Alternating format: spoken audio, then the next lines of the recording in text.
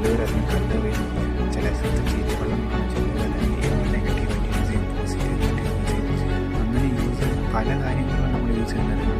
അതുപോലെ തന്നെയാണ് നമ്മൾ ഈ ഓരോ കാര്യത്തിൻ്റെ മുന്നത്ത് പല ആൾക്കാർ പല രീതിയിൽ നമ്മൾ യൂസ് ചെയ്യും. പക്ഷെ നമ്മുടെ ലക്ഷ്യം അന്ന് ആ റിവറിനെ പോലെ എവിടെ കടലെത്തും അതേ രീതിയിൽ തന്നെ നമ്മൾ സക്സസ്സിൽ എത്തുവാൻ നമുക്ക് ഒറ്റൊരു കാര്യമാണ്. അത് എന്നും പോയിക്കൊണ്ടിരിക്കണം.